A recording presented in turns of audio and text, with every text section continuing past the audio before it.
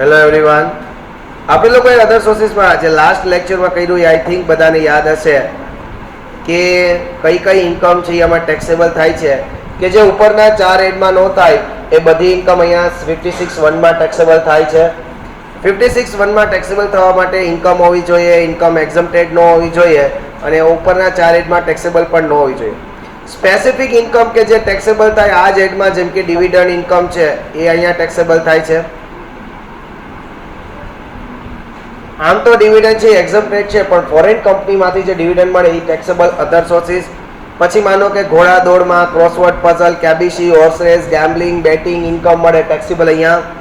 પછી તો કે ઇન્ટરેસ્ટ મળે સિક્યોરિટી ઉપર, ડિબેન્ચર ઉપર, બોન્ડ ઉપર.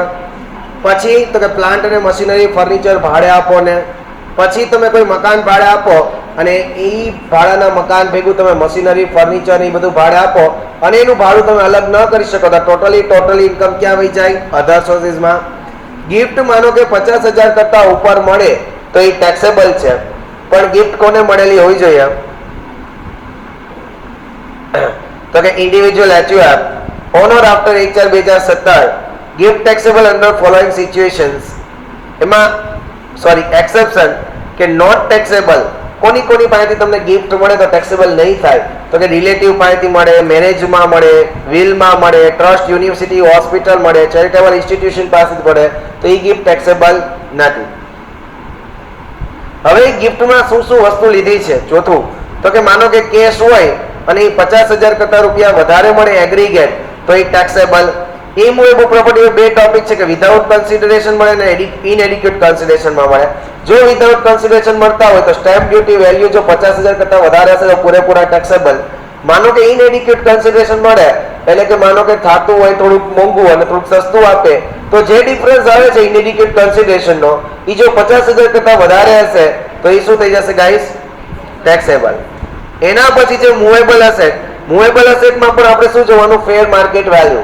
જો વિધાઉટ કન્સિડરેશન હોય અને ફેર માર્કેટ વેલ્યુ 50,000 કરતા વધારે હશે તો ટેક્સેબલ, અને માનો કે ઇનએડિક્યુટ કન્સિડરેશન હશે તો ફેર માર્કેટ વેલ્યુ અને સેલ્સ પ્રાઇસનો ડિફરન્સ જો 50,000 થી વધારે હશે તો એ ટેક્સેબલ થશે. ઓકે એવરીવન, લાસ્ટ લેક્ચરમાં આપણે અહીંયા સુધી. ચલો એવરીવન, લાસ્ટ લેક્ચરમાં આપણે લોકો રિલેટિવનો મતલબ મેં તમને કીધું કે હું તમને લખાવીશ કે રિલેટિવ એટલે કોણ. What is the meaning of relatives? હવે રિલેટિવ્સ માટે થોડુંક અહીંયા જોજો ગાઈસ, થોડુંક અહીંયા જોજો. ભારત માતા કી રિલેટિવ માટે જોજો ગાઈસ. હું અહીંયા એક વ્યક્તિ મૂકું છું, ખાલી જોવો. ઓકે એવરીવન, આ એ છે. કોણ છે? એ છે. હવે જો રિલેટિવમાં કોણ કોણ આવે તો કે આ એ અને આપણે ઇન્ડિવિજ્યુઅલ કહીએ. એને શું કહેવાય? ઇન્ડિવિજ્યુઅલ. હવે સ્પાઉસ ઓફ ઇન્ડિવિજ્યુઅલ, આ ભાઈ છે એની ઘરવાળી હોય,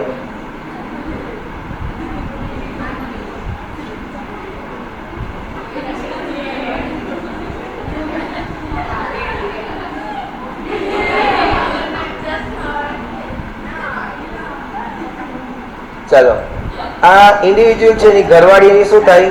રિલેટિવ થાય. પેલું સમજાણું? આ એની રિલેટિવ. પછી આ ભાઈ છે આ એની વાઈફ, બરાબર? એને કહેવાય સ્પાઉસ. પછી આ વાઈફ માટે એનો હસબન્ડ એ સ્પાઉસ થાય. ખબર તમને? સ્પાઉસ એટલે હસબન્ડ માટે એની વાઈફ સ્પાઉસ અને વાઈફ માટે એનો હસબન્ડ સ્પાઉસ. બરોબર છે? હવે આ જે ઇન્ડિવિજ્યુઅલ છે એના ભાઈ બહેન હોય.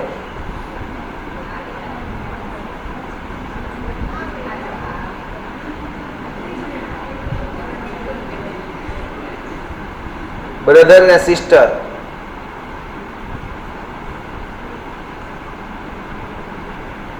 આ ઇન્ડિવિજ્યુઅલના બ્રધર અને સિસ્ટર પણ શું કહેવાય? એના રિલેટિવ. મારી ઇન્કમ ગણતા હોય તો મારી ઘરવાળી મારી રિલેટિવ, મારા ભાઈ બહેન મારા રિલેટિવ. સમજાણું? ત્રીજું, પછી કરિયાવર વાળા રિલેટિવ જ કહેવાય, હે ને?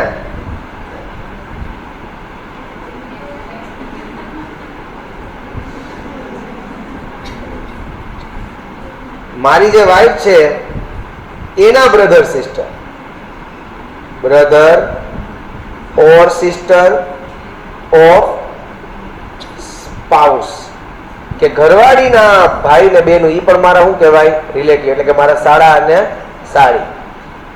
એના પછી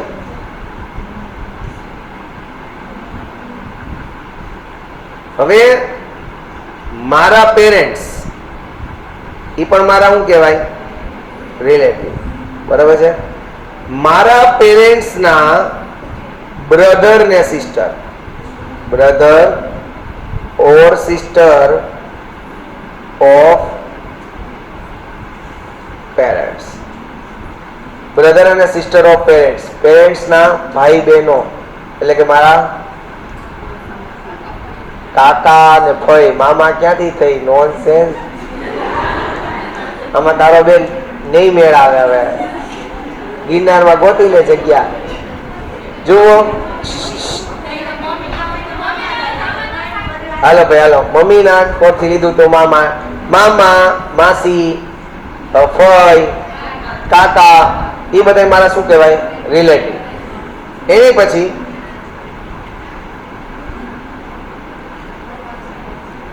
પછી એની lineal ascendant or descendant of individual, એટલે કે મારો છોકરો હોય, એનો છોકરો હોય, મારી ડોટર હોય. બરોબર છે. ડોટર નો છોકરો આપણો lineal ascendant તો કહેવાય, એટલે ફાકા મારતા નહીં. વારસદાર મારો, એટલે ઇન શોર્ટ હું કહું વારસદાર. આપણે ગુજરાતીમાં કહીએ ને વારસદાર. અથવા મારા દાદા, ગ્રાન્ડપા, હું કયો ને ગ્રાન્ડફાધર, દાદા, દાદી, ગ્રાન્ડમધર, દાદા અને દાદી, એ પણ મારા શું કહેવાય? Relative. Any lineal ascendant or descendant of the spouse of individual, એટલે કે મારી ઘરવાળી હોય એના બધાય, એટલે કે મમ્મી, મારી ઘરવાળીના પપ્પા, એની મમ્મી, એના ગ્રાન્ડફાધર,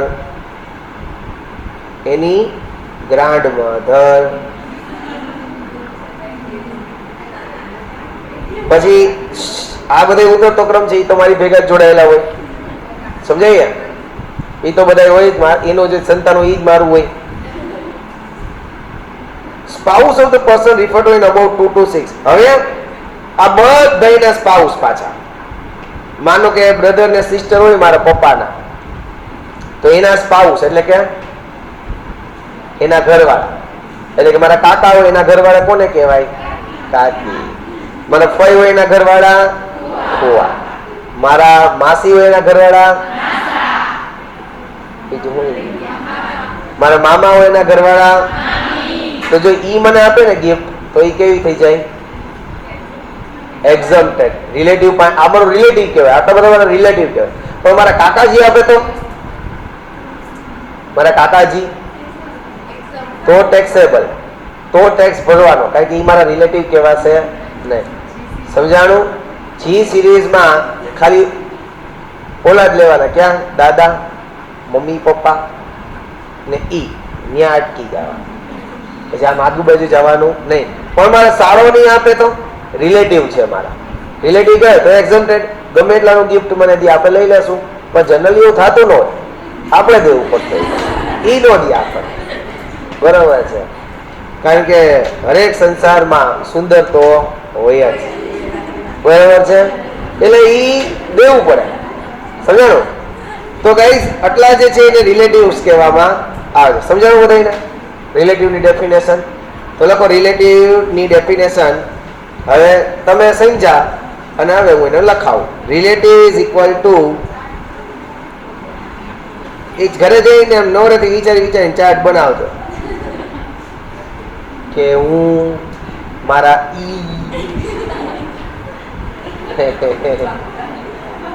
ઈ ના મમ્મી પપ્પા. ચલો. Spouse of individual, spouse of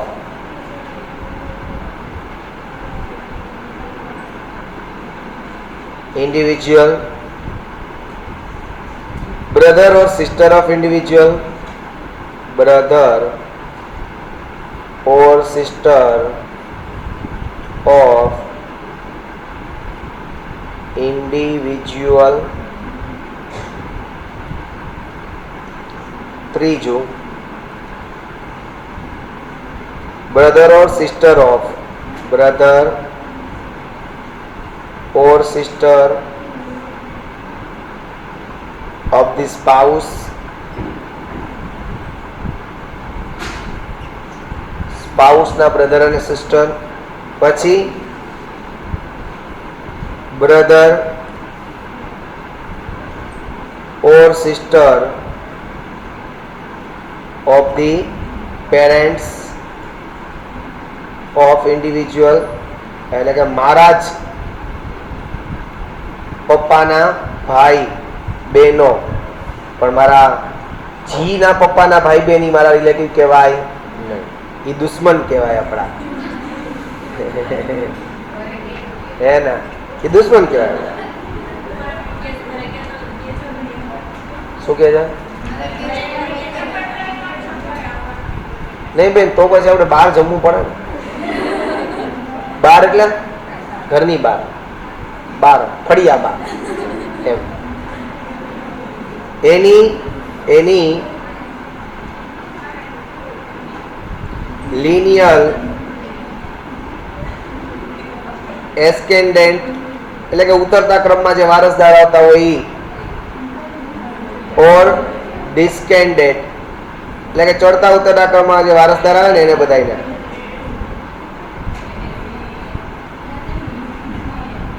અને એના પછી of individual,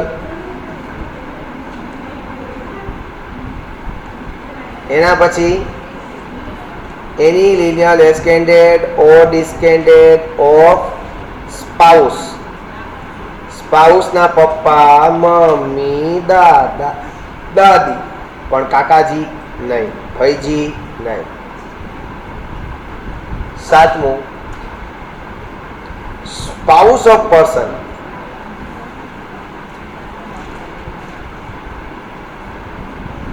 spouse of person referred in 2 to 6, એટલે કે 2 થી 6 પોઈન્ટમાં જે આપ્યા છે એ બધાના સ્પાઉસ. ફઈ હોય તો એનો સ્પાઉસ કોણ થાય? ફુવા.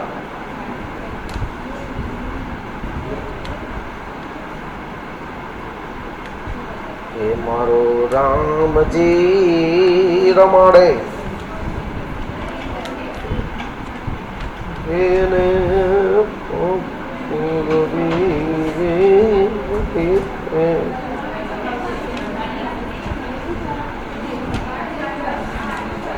દાદ સૂરજ રે યુગે ને સોનબાઈ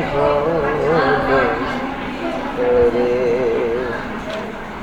હવે થઈ ગયું એવી કોણ? શું?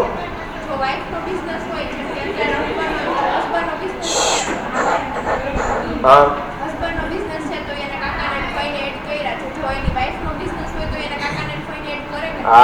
રિલેટિવ જ કહેવાય ને, કારણ કે લિનિયર એસ્કેન્ડેડ ડિસ્કેન્ડેડ હોય કે ને, વાઇફ હવે આ પરિવારની થઈ ગઈ, સમજો ને, ઓલા પરિવારની હવે નો રહી. કેના? હસબન્ડના કાકા ફઈ આવશે. તો હું કે છે હું મતલબ નથી.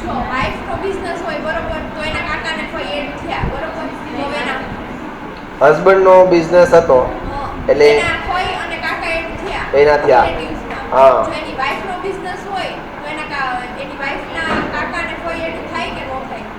વાઇફ ના કાકા અને હા ઈ એડ થાય, પણ હસબન્ડ ના કાકા ને ફઈ એડ ન થાય. હા, ઈ નહીં થાય, સમજાણું? વાઇફ ના કાકા ને ફઈ એડ થાય, પણ હસબન્ડ ના કાકા ને ફઈ એડ નહીં થાય, સમજાણું? હા હા હા, વાહ, શોર્ટકટ. હલો જોઈ ગાઈસ, અત્યારથી વિચારે. હા, કોની પાસેથી લેવું કા gift? Other income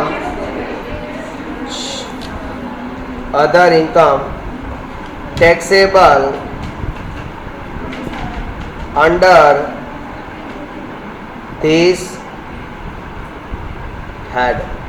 other income taxable under this head. આ હેડની નીચે બીજી કઈ ઇન્કમ છે એ તમે ટેક્સેબલ કરાવશો ગાઈસ. એટલે કે અધર કયા કયા ઇન્કમ છે કે જે આ હેડની નીચે જ ટેક્સેબલ થશે. હવે એનું આખું લિસ્ટ છે. પહેલું interest income,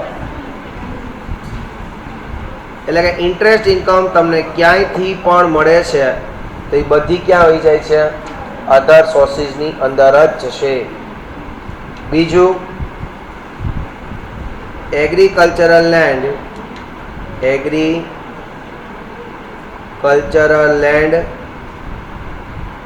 situated outside India. જો ઇન્ડિયામાં ખેતીની જમીન હોય તો એક્ઝમ્પ્ટેડ છે એની ઇન્કમ તો. પણ માનો કે તમે આપણે લોકોએ કદાચ ભણ્યા હતા ટેક્સેબિલિટી ઓફ ઇન્કમ, પહેલું ચેપ્ટર રેસિડેન્શિયલ સ્ટેટસની સાથે ત્યાં લખાયું હતું મેં કે તમને લોકોને ઇન્ડિયાની ધરતી હોય, ખેતી કરતા હોય તો એક્ઝમ્પ્ટેડ છે. પણ તમે બાંગ્લાદેશ કે પાકિસ્તાનમાં જમીન હોય કે નેપાળમાં જમીન હોય અને એમાં તમને ખેતીની ઇન્કમ મળે તો એ શું થઈ જાય છે? ટેક્સેબલ. યાદ આવે છે મેં લખાયું હતું એ તો હું કહું એટલે આ જ હોય ને.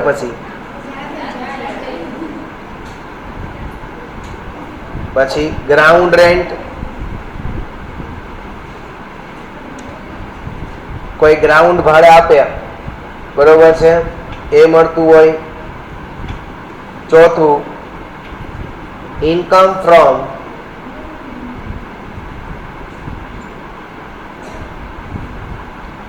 Letting vacant plot of land. ખાલી પ્લોટ તમે રેન્ટ ઉપર આપો ને તમને ઇન્કમ થાય. જેમ કે પાર્ટી પ્લોટ્સ ગાઈસ. એટલે આમ તો ખરેખર એ બિઝનેસ કહેવાય, બિઝનેસ અને પ્રોફેશનમાં જાય જો રેગ્યુલર કરતા હોય તો. પણ થોડાક સમય માટે, માનો કે ભવનાથનો મેળો આવ્યો અને મેં મારી જગ્યા છે પાર્કિંગ માટે રેન્ટ ઉપર આપી, ત્યાં મારો એક પ્લોટ પડ્યો હતો, પાર્કિંગ માટે રેન્ટ ઉપર આપી, ઓકેશનલ ઇન્કમ છે, કેમાં જાય? અધર સોર્सेस. પણ મારો બિઝનેસ જ હોય પાર્ટી પ્લોટ્સ દેવાનો તો એ મારો બિઝનેસ પ્રોફેશનમાં જશે. Okay everyone. હે દાદા સૂરજ રે ઉગે ને. Income from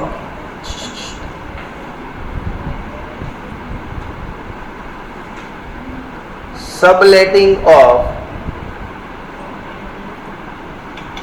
house property.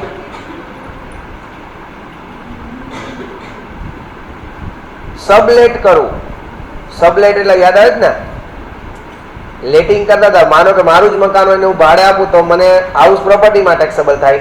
પણ મેં મકાન લીધું અને હું બીજા વ્યક્તિને મેં ભાડે લીધું અને હું બીજાને મારી નીચે ભાડું હાથમાં રાખું તો એને સબલેટિંગ કર્યું કહેવાય. અને એ કેમાં ટેક્સેબલ થાય? Income from other sources. યાદ આવે છે? યાદ આવતું જ હોય ને સર. એ બધી ખબર ભલે ન હોય પણ હા. રોયલ્ટીઝ, તમે કઈ કોક બુક લખો અને એના ઉપર તમને રોયલ્ટીઝ અથવા તો કોપીરાઇટની ફી મળે,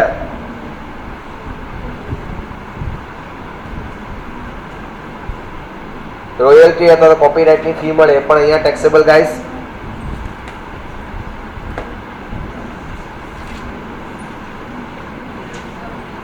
પછી જો બહુ મહત્વનું, તમને મજા આવી જાય એવી વાત કરું,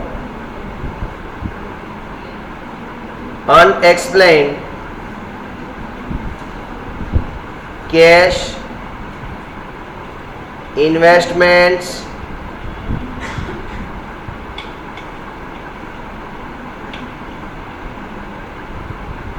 એન્ડ કેશ ક્રેડિટ. શું હોય ખબર આ તમને? કોક બોલ્યું હું ભાઈ? Black money. માનો કે તમારે ત્યાં રેડ પડે, બરોબર છે, અને તમને પૂછે કે હે ઠાकुर ये 3 करोड़ रुपए कहाँ से आए? તમે કઈ કહી ન હોય કાંઈ, ક્યાંથી આવ્યા? ઠાકુર 3 કરોડ રૂપિયા લઈ ઇન્કમ ટેક્સ ઓફિસર વયા જાય, પછી ઓલા બોલાવે કે ભાઈ આવજો મીટિંગ છે તમારી અહીંયા. પછી પૂછે કે બતાવી દે 3 કરોડ ક્યાંથી આવ્યા, કહી દે હા એ કે હું ન કહું. એ કે તું નહીં કહે તો અમે અધર સોર્સિસમાં 3% ટેક્સ લેવું. કાંઈ વાંધો નહીં, લઈ લેજો. તો જો તમે કહી ન શકો અનએક્સપ્લેન, તમારા બુક્સ ઓફ એકાઉન્ટમાં કંઈ લખેલા ન હોય તો એ ક્યાં જાય? ટેક્સેબલ અધર સોર્સિસમાં. એવી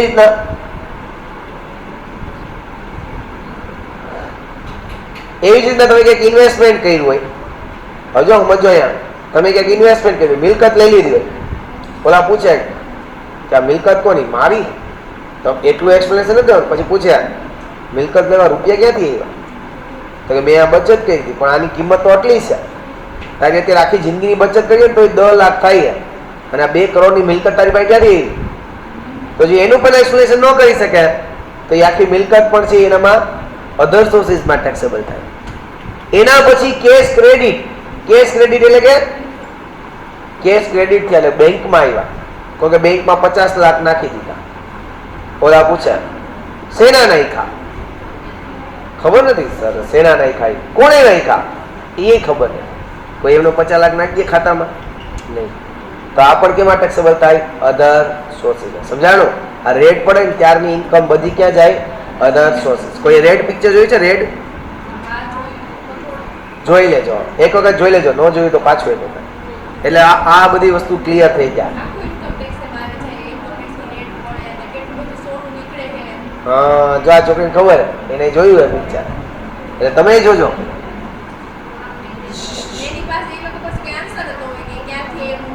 હા, એટલે સમજી જાવ ને કે ત્યાં કયા,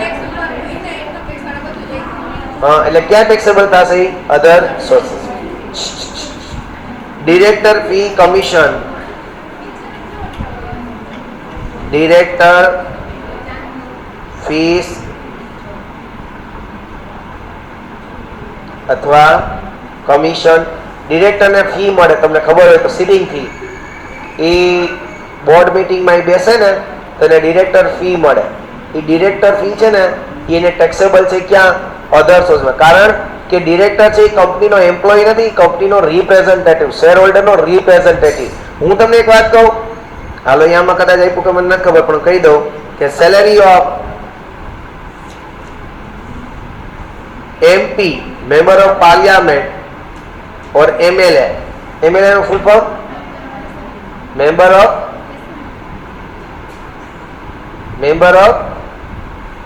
MLA નું ફૂલ ફોર્મ શું થાય? એસેમ્બલી એટલે એ, પણ એલ એટલે લેજિસ્લેચર. બરાબર? Member of legislature assembly. તો આ લોકોને જે સેલરી મળે ને, બરોબર, સરકાર ભલે આપતી હોય પણ એને સેલરીમાં ટેક્સેબલ ન થાય, એને અધર સોર્સિસમાં ટેક્સેબલ થાય. શું કામ? એને કારણ કે એ આપણા રિપ્રેઝેન્ટેટિવ છે. સરકારના એ ઓલા નથી, એમ્પ્લોય નથી, એ આપણા વતી સરકારને પ્રેઝન્ટ કરે છે. એટલા માટે એની સેલરી ક્યાં ટેક્સેબલ થાય? અધર સોર્સિસ.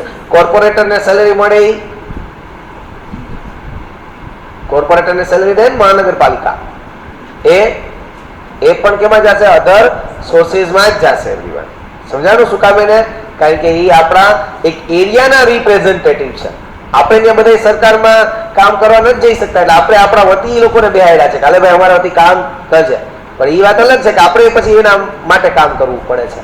બરોબર છે? એ એક અલગ વાત છે, પણ અત્યારે બેહાડવા પડે એને. 10મો ઇન્સ્યોરન્સ કમિશન. ગાઈસ, તમે જો ઇન્સ્યોરન્સનો બિઝનેસ કરો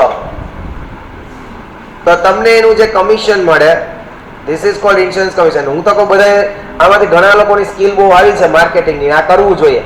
કાંઈ નથી, સામાન્ય એક LIC ની એક્ઝામ ક્રેક કરી નાખો, IRDA ની એક્ઝામ હોય, કંઈક 1200 રૂપિયા એની ફી હોય, એ ભરી સામાન્ય એક્ઝામ હોય, ક્રેક કરી નાખો, તમે ઇન્સ્યોરન્સ એજન્ટ બની ગયા. વગર રોકાણનો ધંધો છે.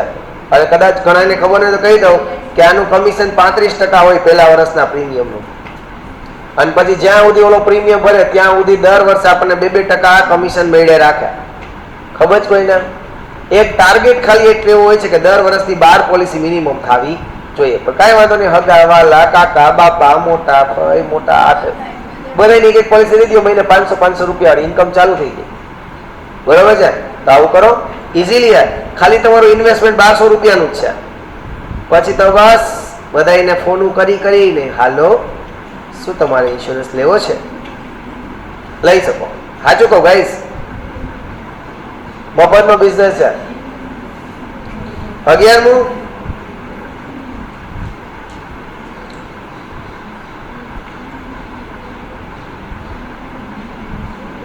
examination fee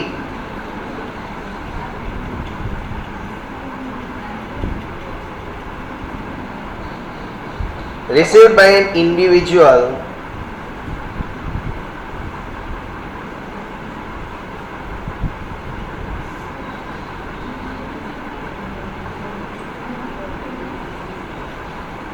working in the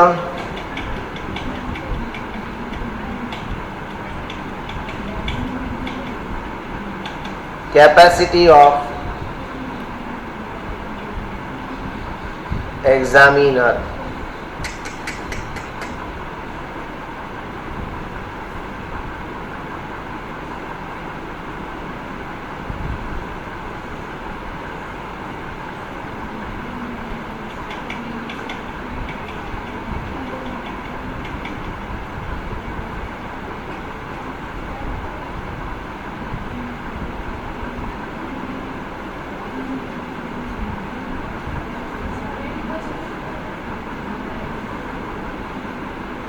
માનો કે તમે અહીંથી કોઈ પણ પ્રોફેસર છે તમારા પેપર ચેક કરવા જાય છે ગાઈસ, તો પેપર ચેક કરવા જાય ને એને રૂપિયા મળે, અને એ રૂપિયા જે મળે ને ક્યાં ટેક્સેબલ થાય? અધર સોર્સિસમાં. બરાબર છે? જે પેપર ચેક કરવા જશે અને રૂપિયા મળશે એ ક્યાં ટેક્સેબલ થશે એવરીવન? અધર સોર્સિસમાં. ક્લિયર? ભારત માતા કી છે.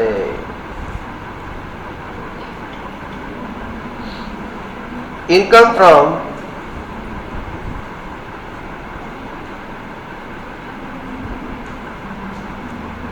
Racing establishment. આપણે તો અહીંયા છે નહીં, પણ ભારતની બહાર ઘણા રેસિંગ ક્લબ ચાલે છે. બાઇક રેસ કરાવે, કારની રેસ હોય, તો એમાંથી કોઈ ઇન્કમ એ લોકો કમાતા હોય તો એ પણ ક્યાં જાય? અધર સોર્સિસમાં. એટલે ભારતમાં નથી, પણ ભારતના જો કદાચ સ્ટાર્ટ થાય તોની વાત છે. બરોબર?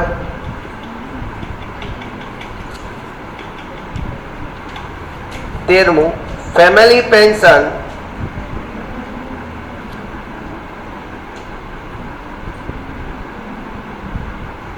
received by family member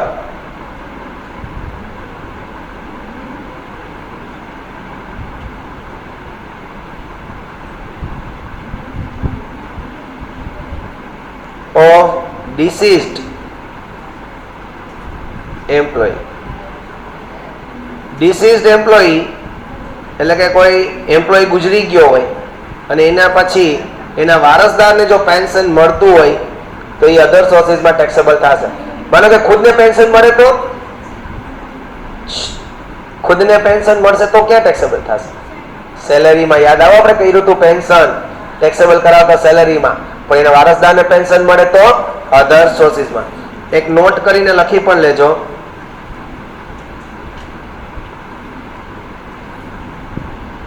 exempted family pension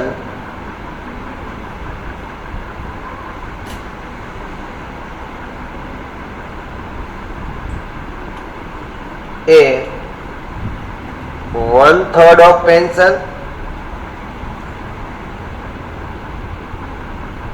or B rupees 15,000, whichever is lower. આગળ આવશે પણ હું ત્યાં તમને લખાવી દઉં, ટેન્શન જ નહીં. કે ફેમિલી પેન્શન મળતું હોય ને તો 1/3 ઓફ પેન્શન, પેન્શનના 1/3 ગણા અથવા તો 15,000 રૂપિયા, આ બેમાંથી જે ઓછા હશે એ શું થઈ જશે? એક્ઝમ્પ્ટેડ. એટલે માનો કે 50,000 પેન્શન મળ્યું હોય તો 50,000 ના 1/3 કરો. ચાલ 50 ની 80 કરીએ, 50 ની 60 કરીએ, 60,000 ના 1/3 કરો, કેટલા થયા? 20,000. અને બીજો ઓપ્શન કયો છે? 15,000. તો આ બેમાંથી ઓછા કોણ? 15,000. તો 15,000 રૂપીસ તમને એક્ઝમ્પશન થઈ જાય, એટલે કે 60,000 પેન્શન મળ્યું એમાંથી 15,000 રૂપિયા એક્ઝમ્પ્ટેડ માઇનસ કરી નાખો, એટલે બાકીના 45,000 ઉપર તમારે ટેક્સ ભરવાનો થશે. ઓકે એવરીવન, સમજાણું ગાઈસ? ભારત માતા કી જય. એના પછી પછી પછી પછી એડવાન્સ ફોરફિટેડ. કેટલામો ટોપિક આવ્યો? Advance forfeited on failed negotiation for transfer of capital assets. માનો કે મારે મકાન વેચવું હતું, કોઈ મને હુથી દઈ ગયું અને પછી મકાનનો સોદો ન થયો તો એ હુથી હું ખાઈ જાઉં, તો હુથી ખાઈ ગયો તો ક્યાં ટેક્સેબલ થશે? Other sources. સમજાણું બધાને એવરીવન? ઓકે યો, ચાલો આટલું આટલું આટલું ટેક્સેબલ થશે આની અંદર. આના માટે આપણે એ લોકો ઇલસ્ટ્રેશન નંબર 5 જોઈએ. ઇલ્યુસ્ટ્રેશન નંબર 5. हमने पी नहीं है, पिलाई गई है. चलो જોઈએ. Shri A has earned the following income during the financial year 2017-2018. Mention the appropriate heads of under which it is taxable. તમારે ખાલી જ કહેવાનું છે ક્યાં ટેક્સેબલ થશે, બરાબર? જસ્ટ મને કહેતા જાજો ક્યાં ટેક્સેબલ થશે એ જ કહેવાનું છે. પહેલું, એન્યુઅલ ગોડાઉન રેન્ટ ઓફ ₹1,80,000. ગોડાઉનનું ભાડું, હાઉસ પ્રોપર્ટી. ગોડાઉન છે એ એક બિલ્ડિંગ છે અને બિલ્ડિંગનું ભાડું ક્યાં જાય? હાઉસ પ્રોપર્ટીમાં. બીજું, fair rental value of self occupied house. House property, house પ્રોપર્ટીની તો વાત કરી છે અહીંયા. Interest on bank fixed deposit other sources. હમણાં જ વાત થઈ કે ગમે એવું ઇન્ટરેસ્ટ મળે ક્યાં ટેક્સેબલ થશે? અધર સોર્સિસમાં. Interest on debentures of Indian company. Interest મળ્યું, કઈ વિચારવાનું જ નહીં, અધર સોર્સિસ. ઇન્ટરેસ્ટ મળે બધા ક્યાં વયા જાય? અધર સોર્સિસમાં. એના પછી સ્પેક્યુલાઇઝેશન પ્રોફિટ ફ્રોમ શેર્સ. શેર્સ તમે વેચ્યા અને તમને પ્રોફિટ થયો એટલે સ્પેક્યુલેટિવ બિઝનેસ કહેવાય આને, સટ્ટા, બરાબર છે? તો એ ક્યાં જાય? બિઝનેસ એન્ડ પ્રોફેશનમાં. Profit on sale of unquoted share, unlisted share. હમણાં જ આપણે ચેપ્ટર કર્યું, ક્યાં ગયું? કેપિટલ ગેઇનમાં. Sitting fee received as a director. ડિરેક્ટરની સિટિંગ ફી હમણાં જ વાત લખાયું મેં, અધર સોર્સિસમાં. Income from ઓર્ચાર્ડ્સ ₹50,000. ઓર્ચાર્ડ્સ છે એનું તમને લોકોને રેન્ટ મળ્યું છે 50,000 નું. ઓર્ચાર્ડ એટલે આઈ થિંક તબેલો, તબેલો જ કહેવાય ને. તબેલો એટલે એગ્રીકલ્ચર એક્ટિવિટીની અંદર આવી જતું હોય એટલે એ છે કદાચ ટેક્સેબલ થાય નહીં. Profit on sale of old furniture personal use. Profit on sale of old furniture for personal use. યાદ કરો છીએ, હમણાં જ ચેપ્ટર આપણે ભણ્યા કેપિટલ ગેઇન, એમાં લખાયું કે પર્સનલ મૂવેબલ અસેટ છે એ કેપિટલ અસેટ ગણાતી નથી અને કેપિટલ અસેટ નથી ગણાતી તો એના ઉપર કોઈ દિવસ ટેક્સ લાગતો નથી. જો લખ્યું છે. Lottery income other sources. Interest on post office saving bank account 2500. લખ્યું તો લખી લેજો કે પોસ્ટ ઓફિસ સેવિંગ બેંક અકાઉન્ટમાં તમને વ્યાજ મળે નહીં, ₹2500 સુધી એક્ઝમ્પ્ટેડ છે, બરાબર છે? અક્રૂડ ઇન્ટરેસ્ટ ઓન ઇન્દિરા વિકાસ પત્ર. ઇન્દિરા વિકાસ પત્ર પર તમારે વ્યાજ લેવાનું થયું, વ્યાજ આવી ગયું એટલે બધું ક્યાં વયું ગયું? અધર સોર્સિસ. Clear everyone? 1 એના પછીનો નવો ટોપિક આવે છે ડિવિડન્ડવા. આમ તો તમને એ ટોપિક આવડી ગયો છે, છતાં once upon a time in Junagadh તમને લોકોને એક વખત જોઈ લઈએ. Dividend income.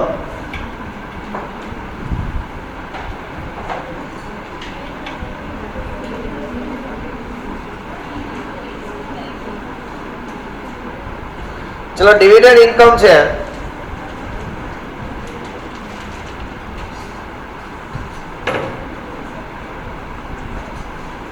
ત્રણ વ્યક્તિઓ પાસેથી આ જિંદગીમાં ડિવિડન્ડ મળી શકે છે guys?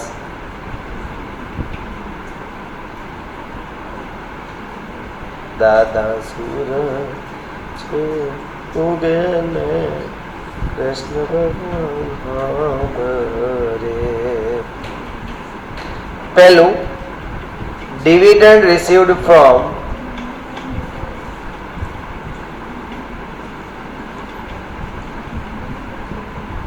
Indian company.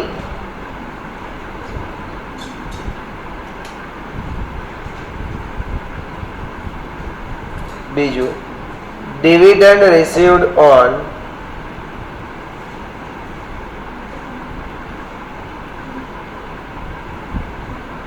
units of UTI, United Trust of India. અને ત્રીજું, dividend received from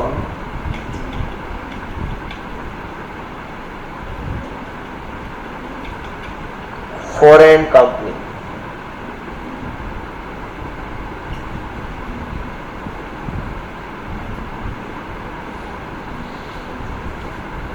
હું सम्स ને રિલેટેડ અત્યારે લખાવું છું. એક થિયરી છે ડિવિડન્ડ ની 222 A B C D ને E. એ આપણે લોકો જ્યારે થિયરી પોર્શન એકવાર કરાવીશ ત્યારે એમાં ટીક કરાવીશ, લખાવીશ, બરોબર? ઇન્ડિયન કંપનીમાંથી ડિવિડન્ડ મળે તો એક્ઝમ્પ્ટેડ. યુટીઆઈ કંપનીમાંથી ડિવિડન્ડ મળે તો એક્ઝમ્પ્ટેડ. અને ફોરેન કંપનીમાંથી ડિવિડન્ડ મળે તો એક્ઝમ્પ્ટેડ.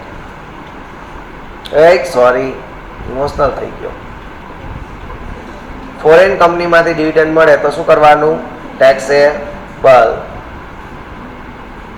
Under the head other sources.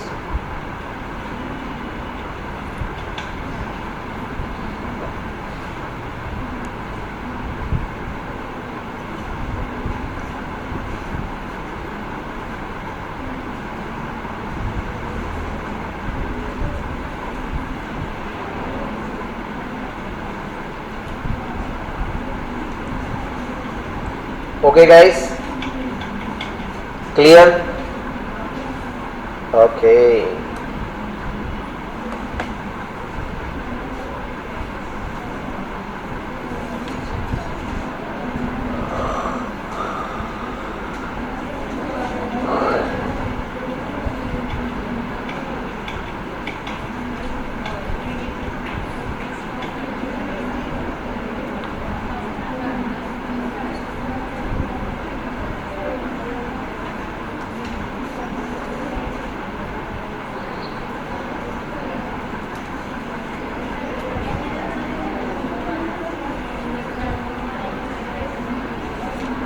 ચલો ગાઈસ, હવે એક મહત્વનો પાછો ટોપિક આવે છે.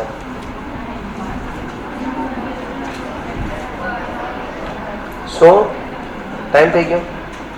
કેટલા વાગે? 4:45.